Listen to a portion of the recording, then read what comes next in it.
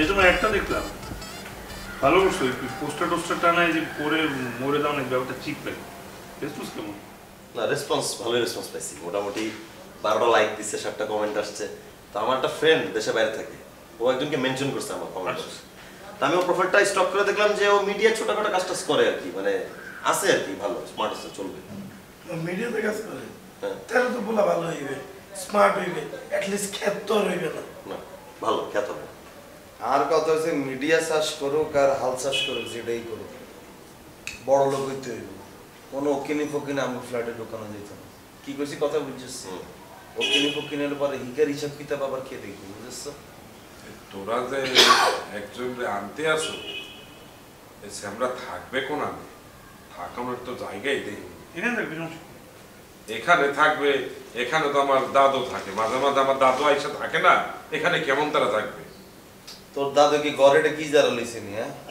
তোর দাদু থাকে তোর দাদু থাকলে কি লইছে হ্যাঁ তোর দাদু মাঝে মধ্যে আইবা মাঝে মধ্যে ভূতা জায়গা না হইলে তার বাথরুমে যাবে বতাইবি পোলা ভাড়া দিতেছি পোলা ভাড়া দিয়ে পোলা টেয়া দিয়ে থাকতো না এনে পোলারে তোর রুমেটা দিয়ে দিব তুই মার বরং মাঝখানে রুমেটা ধুতি থাকবি কেমন তারা কথা বলে আরে তুই যে পোলা ইন্টারেস্ট ঠিক করছস পোলা কি খবরটা বলেছিস এই পাগল ফেসবুকে গিয়ে লিখে রাখে কোনটায় কেনাশা করবে তারপর আকার ইঙ্গিতে কি একটু টের হাসছ এত লোকে সেট করতে যে বুঝছো ভাই আপনি কি বিড়ি খাননি তুই হ্যাঁ ভাইয়া খাই বিড়ি পিচ্ছে ঢুকে কিছু খাননি তখন তুই দেখা হলে জিজ্ঞেস করে নিতে পারো সমস্যা এগুলো জিজ্ঞেস করে নিবি আমরা তো ঠিক পারি না পর আরেকটা যদি হয় তাহলে তো এই ফ্ল্যাটের মধ্যে টিকন যেত না দাদা কেডা দা ভাই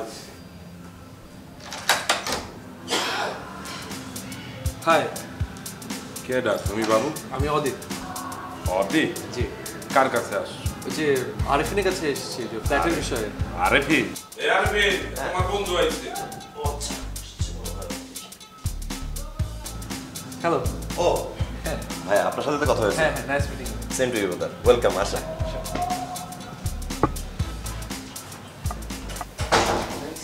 হ্যালো শুভ অদিত নিহাল কাবিলা অদিত অদিত আমার নাম বুঝছি তো বসো বাবু তুমি হ্যাঁ বসো থ্যাঙ্কস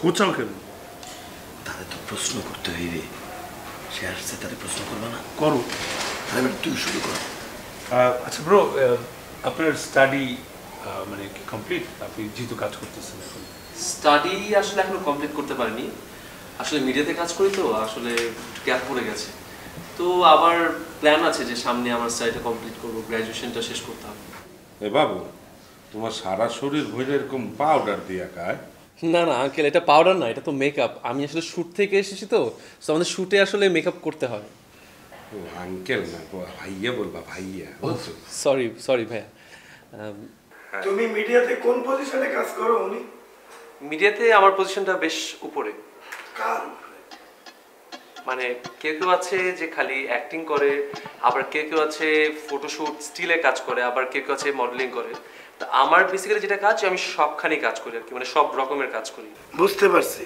তার মানে তুমি একবার এক জায়গার উপর ভর করো ওরা বড় কি প্রশ্ন করে ছাবল তাবল প্রশ্ন করতে আর উত্তর দিতে পারছে এ ভাইয়া আপনি মিডিয়াতে আপনি কি করেন অ্যাক্টিং করেন না ডান্স করেন কি করেন না আমি তো সেই কথাটাই বলছিলাম আর কি এতক্ষণ যে অ্যাক্টিং মডেলিং করি আর হচ্ছে স্টিল ফটোশুটে কাজ করি ড্যান্সের বিষয়টা আমি যদি বলি ড্যান্সের বিষয়টা আমার এখনো ওইভাবে স্কিলটা আসেনি বাট রিহার্সালের উপরে আছে ও আচ্ছা তো কি কি অ্যাক্টিং করছেন আসেনি ইউটিউবে তো সেটা আসেনি নামটাম কম না সাই আপনার অ্যাক্টিং লাস্টে দিয়ে তো একটা কাজ করলাম আমার তো একদম হিট প্রোডাকশন বেশ ভাইরাল হয়েছে এটা নাম হচ্ছে ডিস্টার্ব কাজল আরিফিন অমির আচ্ছা ওই যে নায়িকার ফ্রেন্ড থেকে বিবি না ডিডি ওই ক্যারেক্টার তুমি করছো রাইট তুমি ফ্রেন্ড ক্যারেক্টারটা করছো রাইট রাইট আরে ভাই কাম অন আরে তো সেলিব্রিটি কি তুমি দেখছো না ওটা আরে দেখবো না আমার ল্যাপটপে ছিল তুমি দেখো নাই না তোরা দেখোস নাই টাইম নেই বাবুরে কি এমন নাটক করছেন ভাই আপনি এতগুলা মানুষের মধ্যে আপনার মতো একজন ছিলেন যে নাটকে আপনারা বেগুনে ছিলেন এই নাটকে নামে না কইবেন ভাই এরকম কোন নাটক নাই আপনার নেক্সট মান্থে একটা কাজ করবো আর কি শুরুর দিকে ওটা খুব ইন্টারেস্টিং একটা প্রজেক্ট এবং ওই প্রজেক্টের নাম হচ্ছে ছেলে ধরা আরে ভেরি ইন্টারেস্টিং ম্যান এই মানে সেলফি তোলা দরকার কিন্তু না। আচ্ছা এই গল্পটা কি বলা যাবে, অবশ্যই শেয়ার করা যাবে আমার সাথে? আসলে ডিরেক্টর আমাকে যে ব্রিফটা দিয়েছে, আমি যে ক্যারেক্টারটা করব, আমি মানে মেইনলি লিড ক্যারেক্টারটা করছি, সেন্ট্রাল ক্যারেক্টারটা করব। আমনে জি। আচ্ছা পরে সো এখানে বেশ কিছু ক্যারেক্টার আছে, কিন্তু সবচেয়ে ইন্টারেস্টিং পার্টটা হচ্ছে এখানে কোনো নায়িকা নেই। সো লিড যে ক্যারেক্টারটা আমি করছি, সেই ক্যারেক্টারটা বাকি যতগুলো ছেলে ক্যারেক্টার আছে সবাইকে ধরে, এই জন্যই গল্পের নাম ছেলে ধরা। কেমন তার গল্প এটা? ভাইয়া আপনারই তাই খুঁজতেছি ভাইয়া। আপনার মতো আইফেল টাওয়ারের ডিরেক্টর সিলেক্ট করছে এই গল্পের লাই। আই কাবিলারে দেখানো বিদা হেতা আর হলো অন্য গল্প চিন্তা করতে পারে না ভাইয়া। আমি ডিরেক্টর আনে ফোন দিয়ে আমার কাছে ধরাই দেন। আই হাতারে গল্প দিতেছি, গল্পের নাম হলো মেয়ে ধরা। 7 বাই সম্পা মুভিকে দেখছেন?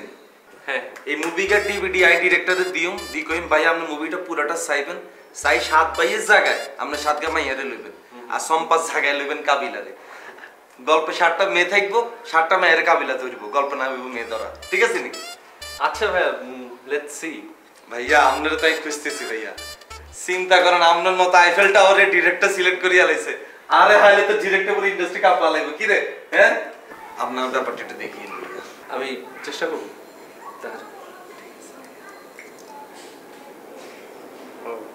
এনিওয়ান?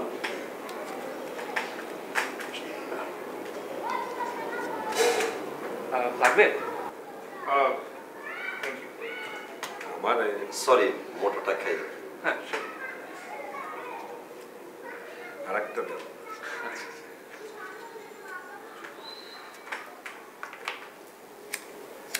সিকন সিগারেট নিয়ে ভাইয়া। থ্যাংক ইউ ভাইয়া। আচ্ছা ব্রাদার, মানে তোমার কেমন লাগলো আমাদের সাথে? কি তুমি জয়েন করতেছো? হ্যাঁ শিওর। সরি তুমি করে বললাম। কোনো সমস্যা নেই, আমি তো তোমাদের এজেরই হবো, সো তুমি ডাকতেই পারো। আর I would love to join you guys, মানে আমার কোনো প্রবলেম নেই। তুমি কি মানে রেগুলার থাকা পড়বে তোমার? আসলে যেটা হয়েছে যে মিডিয়াতে কাজ করি তো আমাদের প্রায়ই আউটডোর কাজ থাকে, সো শুটিং এর কারণে বাইরে থাকা লাগে। আমার আসলে মান্থলি 7 to 10 ডেজের মতো থাকা হবে, এর বেশি আসলে থাকা হয় না।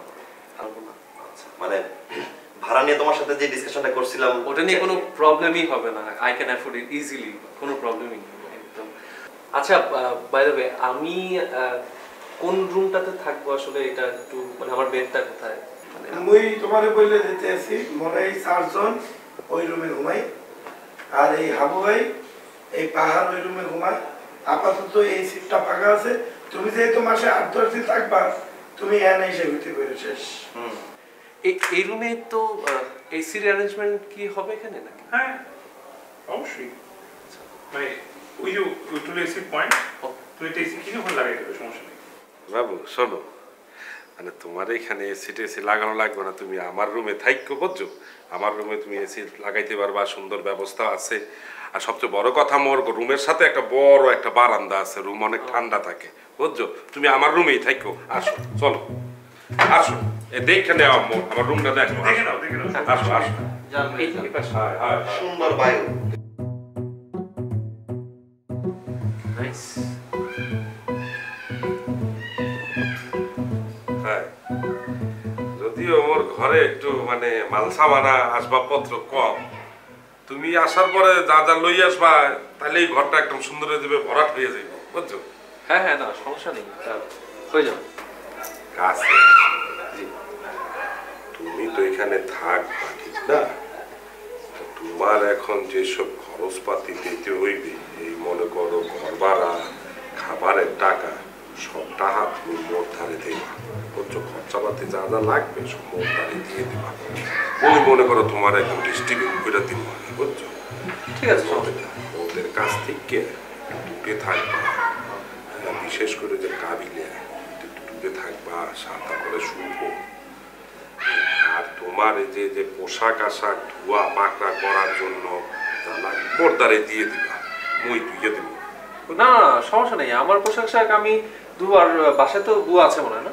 আরে বুয়া তো আছে, সেইটা তো সমস্যা না। সমস্যা লেগে তোমার কাপড় চোপড়, তোমার তো দেখে আসলে বড় লোকই মনে হয়, অনেক টাকাওয়ালা ভালো ছেলে, একটা ভদ্র ছেলে।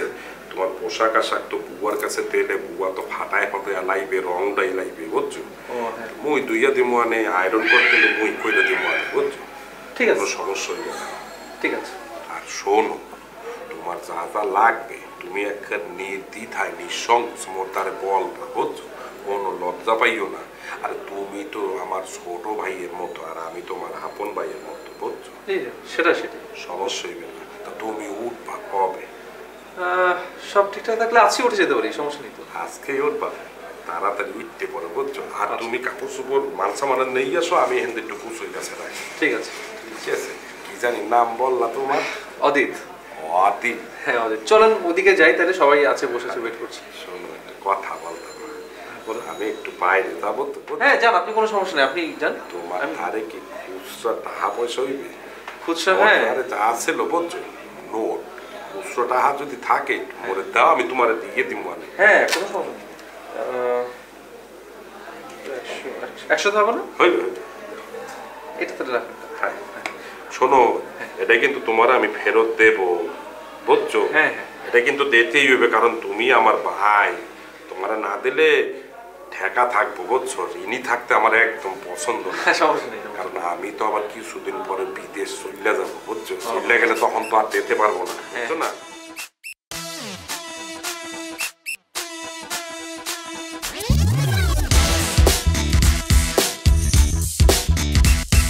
লাগাও না আরো জোরে ব্যাচেলার পার্টি সং, লাগাও না আরো জোরে ব্যাচেলার পার্টি সং।